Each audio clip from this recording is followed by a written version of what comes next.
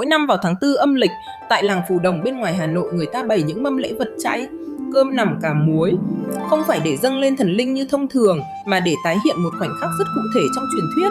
Không phải trận đánh giấc ân, không phải cảnh bay lên trời, mà là khoảnh khắc cả làng góp gạo nuôi một đứa trẻ lớn lên đánh giấc.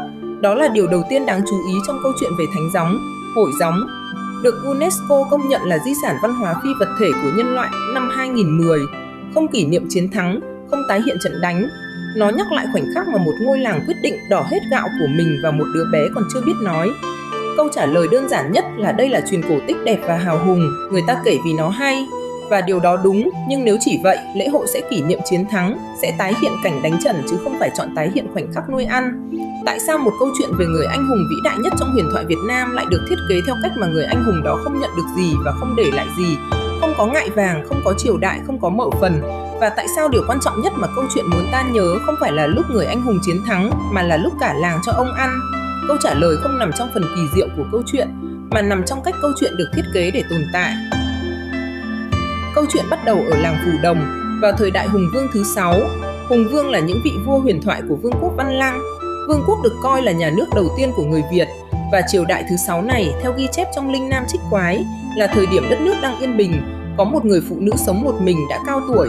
Một buổi sáng ra đồng, bà thấy một vết chân khổng lồ in trên mặt đất và đặt bàn chân mình vào đó. 12 tháng sau, bà sinh ra một đứa con trai. Đứa trẻ này 3 tuổi rồi vẫn nằm yên, không nói, không cười, không ngồi dậy, không bước đi. Mẹ bể ấm nói chuyện chờ đợi. Đứa bé nằm và im lặng. Đây là chi tiết đầu tiên mà ta cần dừng lại. Truyền thuyết không giải thích sự im lặng đó, không nói đứa bé đang chờ điều gì, không nói có điều gì đặc biệt trong ánh mắt hay hơi thở của nó. Nó chỉ nằm đó, như một hạt giống nằm trong lòng đất, hoàn toàn không cho thấy dấu hiệu về điều nó sẽ trở thành. Trong khi đó, từ phương Bắc, giặc Ân đang tiến vào. Đây là kẻ thù từ phương Bắc. Tên người Việt cổ dùng cho thế lực xâm lược mà họ đang phải đối mặt trong thời đại Hùng Vương. Vua Hùng thứ 6 sai sứ thần đi khắp vương quốc, truyền thông báo: ai có tài năng, ai có thể chống giấc hãy tự tâu với nhà vua. Sứ thần đến làng này, làng kia, nhấn những câu trả lời e dè hoặc im lặng.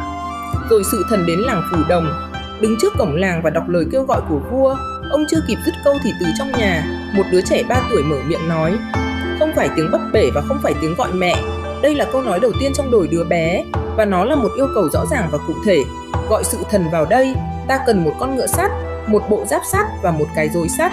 Báo với nhà vua chuẩn bị những thứ đó. Ta sẽ đánh tan giấc ân. Không một lời giới thiệu, không một lời hứa hay thể thốt, không hỏi về điều kiện hay phần thưởng. Chỉ là một danh sách cụ thể: ngựa sắt, giáp sắt, rồi sắt. Sự thần quay về kinh đô, tâu lại với vua Hùng.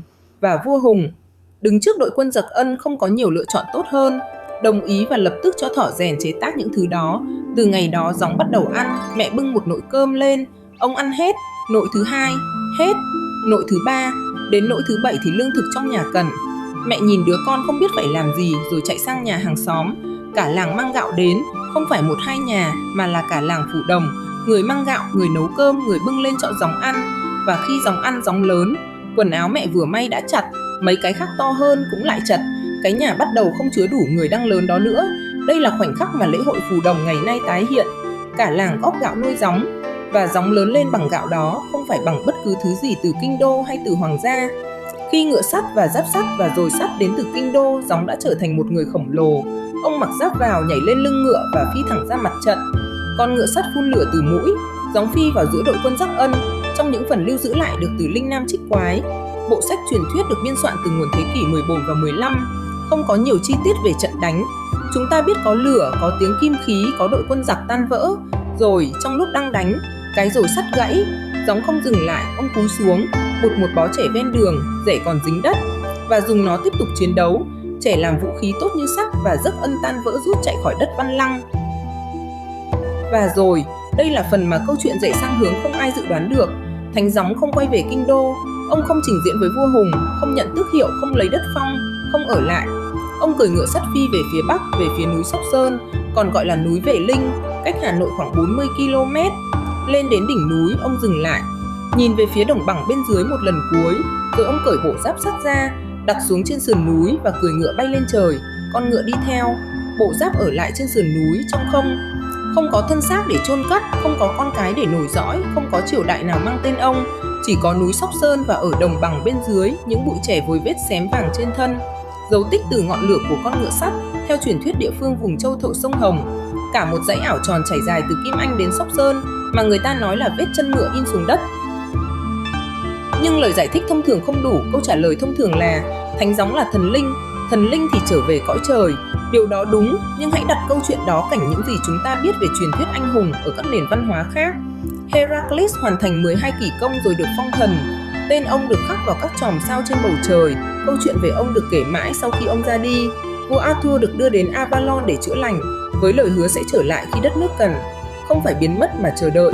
Odysseus sau 10 năm lưu lạc cuối cùng về đến nhà, nhận lại vương quyền và câu chuyện kể cả sự trở về đó. Những người hùng này ra đi nhưng để lại tên tuổi, địa điểm, câu chuyện về sự trở lại có thể. Thánh gióng không có gì trong số đó, không có câu chuyện về những thử thách hay kỳ công trước đó, không có lời hứa sẽ trở lại, không có vương quốc được truyền lại, không có ai có thể tuyên bố là hậu duệ hay người kế thừa tinh thần của ông theo nghĩa có thể kiểm chứng được. Câu chuyện không quên chi tiết này, Linh Nam Trích Quái chủ động ghi lại rằng ông coi giáp và ra đi không nhận bất kỳ phần thưởng nào. Đây là sự lựa chọn của người kể chuyện, có chủ ý, không phải vô tình. Và đó là câu hỏi thật sự cần trả lời, tại sao người ta chọn kể câu chuyện theo cách đó? Nhưng có thêm một câu hỏi khó hơn nằm bên dưới câu hỏi đó. Khi gióng không để lại thân xác, không để lại triều đại, không để lại di vật, không ai có thể chiếm ông. Trong hầu hết các nền văn hóa, tên tuổi của anh hùng thường được những người nắm quyền dùng để hợp pháp hóa quyền lực riêng của mình. Chúng tôi là hậu duệ của người đó, chúng tôi kế thừa tinh thần đó. Điều đó không thể xảy ra với gióng. Câu chuyện đóng cửa đó lại hoàn toàn, và đây không phải là ngẫu nhiên. Đây là điều mà câu chuyện thật sự đang bảo vệ để hiểu tại sao cần nhìn lại những gì gióng được dệt từ đó. Không phải về mặt thần thoại mà về mặt cấu trúc câu chuyện. Cha của ông không có tên. Nếu có cha thì cha là một vết chân trên mặt đất, không có danh tính, không có dòng họ, không có di sản để kế thừa. Ông sinh ra từ một người phụ nữ bình thường, sống một mình, không có thể lực. Ông lớn lên bằng gạo của cả làng, không phải tự đặc quyền của hoàng gia, không phải từ tài nguyên của quý tộc. Khi rồi sắt gãy giữa trần, ông không cho vũ khí mới từ kinh đô. Ông dùng trẻ, thử mọc ven đường ở bất cứ đâu trên đồng bằng Bắc Bộ.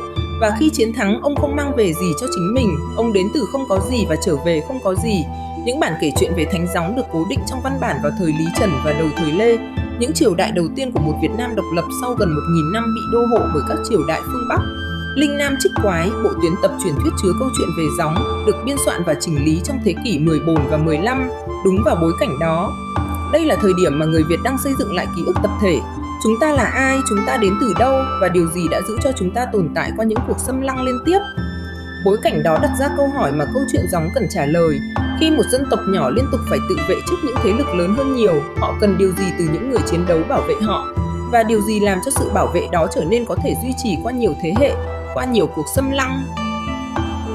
Đây là chỗ câu chuyện gióng cho ta câu trả lời thật sự của nó. Gióng không phải mô hình cho nhà vua hay tướng lĩnh. Lịch sử Việt Nam có những người đó. Trần Hưng Đạo đánh thắng Ba Lan quân Mông Cổ nhưng vẫn là Hưng Đạo Vương, một vị tướng có tước vi, có tên tuổi gắn liền với Triệu Chấn, được thờ cúng với danh hiệu rõ ràng. Lê Lợi đuổi giấc Minh rồi lập triều Lê. Tên ông gần với một triều đại, với một dòng nối tiếp.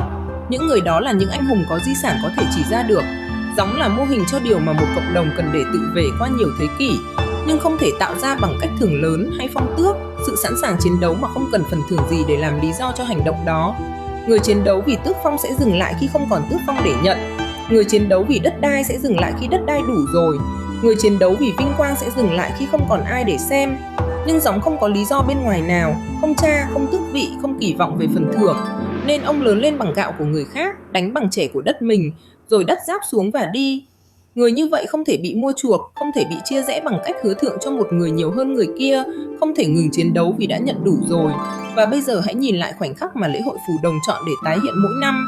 Không phải trận đánh, không phải chiến thắng, không phải sự biến mất, mà là cảnh cả làng mạng gạo đén. Vì câu chuyện về một người anh hùng không nhận gì từ chiến thắng của mình phải bắt đầu từ một cộng đồng đã cho đi trước khi biết mình sẽ nhận lại gì. Người làng Phù Đồng không biết đứa bé đó có thể đánh giấc, họ không có bằng chứng nào ngoài lời tuyên bố của một đứa trẻ 3 tuổi chưa từng biết đi. Họ vẫn đổ gạo vào, câu chuyện nói. Sự tin tưởng đó không phải sức mạnh cá nhân của gióng, không phải ngựa sắt của nhà vua, mà là quyết định của cả làng góp gạo cho một đứa trẻ họ không hiểu. Đó mới là điều mà toàn bộ câu chuyện xây dựng trên. Gióng được phong là Phù Đồng Thiên Vương và được đưa vào từ bất tử. 4 vị thần bất tử trong tín ngưỡng dân gian Việt Nam, mọi người đại diện cho một khía cạnh của cuộc sống. Tần Viên Sơn Thánh và việc chinh phục thiên nhiên, chủ động tử và tình yêu cùng sự giàu có tinh thần, liễu hạnh và đời sống tâm linh, trí tuệ. Và gióng thì tinh thần chống giấc ngoại xâm, nhưng tên gọi tử bất tử. 4 người không thể chết. Nói thêm một điều nữa về gióng cụ thế. Không có mộ phần nào để đến thăm khi muốn nhắc nhau rằng ông đã ở đây, không có triều đại nào để tàn lui cùng thời gian, không có di vật nào có thể bị phá hủy hay thất lạc. Ông bất tử không phải vì không ai có thể giết ông, mà vì không ai có thể chiếm ông. Vậy là câu trả lời cho câu hỏi ban đầu. Thánh gióng sinh ra từ không có gì, lớn lên bằng gạo của cả làng, đánh giấc bằng sắt của nhà vua và trẻ của đất mình, rồi đắp giáp xuống và biến mất hoàn toàn. Không phải vì ông là thần linh phải trở về trời, mà vì câu chuyện cần ông là loại anh hùng mà không ai có thể chiếm hay thừa kế.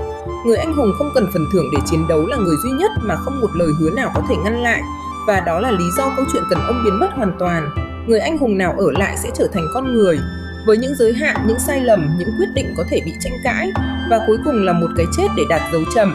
Còn gióng bằng cách coi giáp xuống trên đỉnh núi Sóc Sơn và bay đi không để lại thân xác, trở thành câu hỏi mà mỗi thế hệ phải tự trả lời. Khi đất nước cần, mày có sẵn sàng là người trong làng đổ gạo không? Không nhất thiết phải là người lên ngựa sắt, mà là người quyết định tin tưởng và đổ gạo trước khi có bằng chứng, trước khi biết chắc, trước khi biết mình sẽ nhận lại gì. Những mâm cơm nằm và cà muối mà người làng Phù Đồng bày lên mỗi năm trong lễ hội không phải đang nhớ về một bữa ăn trong truyện cổ. Họ đang nhắc nhau về quyết định đó và giữ cho câu hỏi đó còn sống từ thế hệ này sang thế hệ khác. Cảm ơn bạn đã xem, bạn lớn lên với câu chuyện này. Điều gì bây giờ bạn thấy khác đi trong đó?